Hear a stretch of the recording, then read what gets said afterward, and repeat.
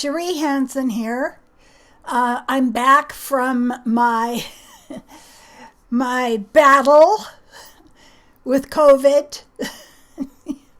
It was quite an amazing battle. It hit me hard. It hit me instantly.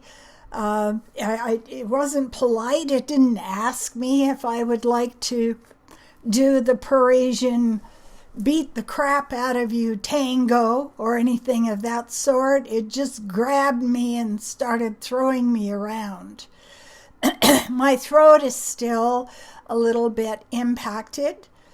The thing that I keep coming back to, the lesson that I keep coming back to when this kind of thing happens, is my 3D reality belief that somehow, if I am doing the right things in the right order at the right time, that somehow I'm going to miss out on the slings and arrows of being mortal. And let me explain that to you a little bit more. I find myself mired in the belief that there is a virtue that comes with correct actions. And what is the virtue? The virtue will protect us from COVID. The virtue will protect us from our ego, vanity, jealousy, victimizing, throwing ourselves down the stairs and yelling with every flop. That somehow to be on the spiritual path is like getting really good house insurance. What are you insured against? Everything. No floods, no fires, no hurricanes. Nothing can reach me because I have this capsule of spiritual practice. Well, let me tell you that when we are pinned down by the ego, and I think of it as this monster that has terrible bad breath, just awful bad breath, and it's saying to you, you did something wrong. You shouldn't have done this, or you shouldn't have done that. And I'm watching and thinking, wow, that ego stuff I've got running as a background program in my head is just laughable. It's stand-up comedy. Like, oh, you won't die if you have a deep enough spiritual practice. If you are refusing to listen to your ego, if you are being compassionate enough, if you are being present enough, you'll never cut your finger. You'll never fall down. You'll never get a sliver. You'll never get a sliver. Could be a commercial. Sing along, everybody. Spiritual practice, and you'll never get a sliver. and the thing that keeps coming back to me over and over and over again is all we can do when we find ourselves roped onto the back of a Mustang unbroken bronc is just hold on. Hold on as hard as we can. Just wrap that rope around your fist and keep your body as relaxed as you can and just go for the ride. And 3D reality does not talk about this at all. What we've got in our 3D reality, in our patriarchal, consumerist, attachment, pursuing goals, culture, is that all of life is like a vending machine. If you have virtue and you put your coins in the machine, you will get what you want. There it is. I hear it. It's moving down the chute.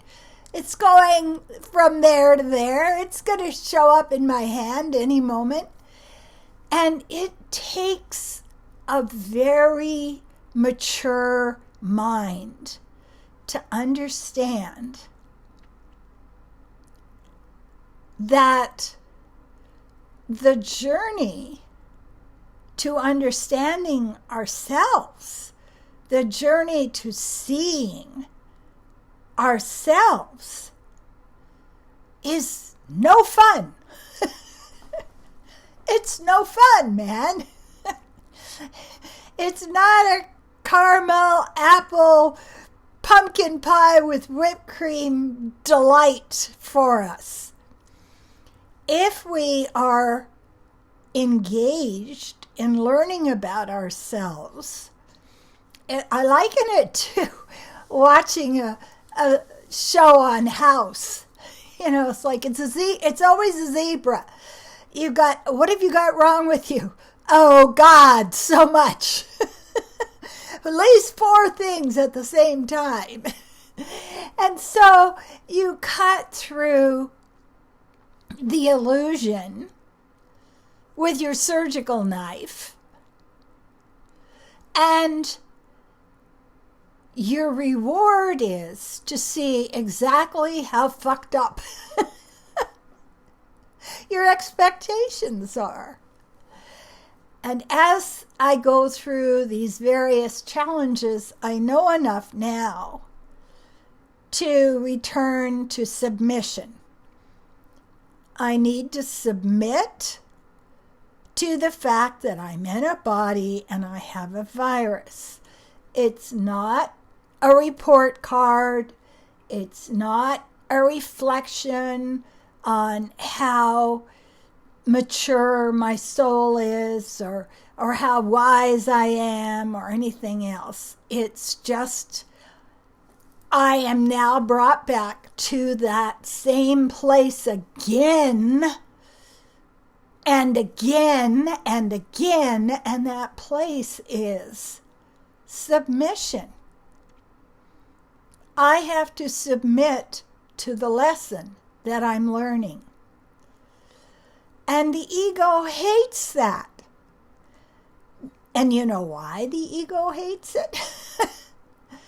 Because that means it won't be in control anymore. And the ego is terrified of losing power. What happens if I just lay down and listen to Jason Stevenson or affirmations or do the Wim Hof breath and accept what is happening to me and stay in a place where I trust that my body is strong enough to do what it needs to do, and that my mind is strong enough that the lesson will land, and that I'm going to get something out of this. But it's not pumpkin pie with whipped cream on top. No. What we get when we go through these things and we come to see how our ego is working is we get a gentler way of dealing with whatever happens to us in life. It's gentler. Okay, so I'm fucking sick. Accept it. I accept it. Now, I listen to self-hypnosis. I work on training my mind.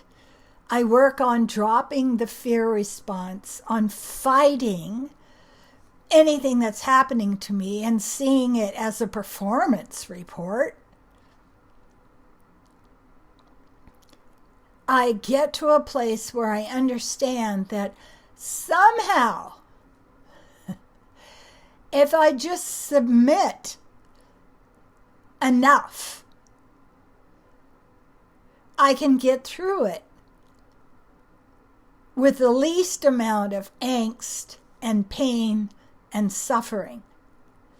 And that's not a sexy lesson. Nobody likes that lesson. You know, like, look what I did. I got the highest golf score. I'm winning. You know, no, no. All you can do is know when the lesson is coming in. Right now, I'm in a lesson, and I need to submit to it. Do we get a prize for it? No. That does not mean we won't get another lesson. That doesn't mean we won't get another illness, another ego attack, another striking, shaking, lightning anxiety attack. We're not doing it so that we can avoid future lessons. And that's the trap. If I learn this lesson well enough, will you just get the hell out of my face? No, says the universe.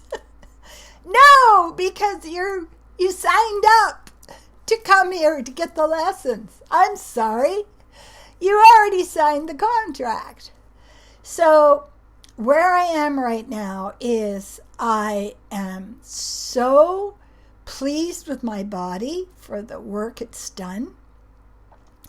I am so pleased with my teachers for being there, for putting YouTube videos up to help me through the process. And I am so pleased that I am giving up the concept of being perfect so as to avoid being human. Hey?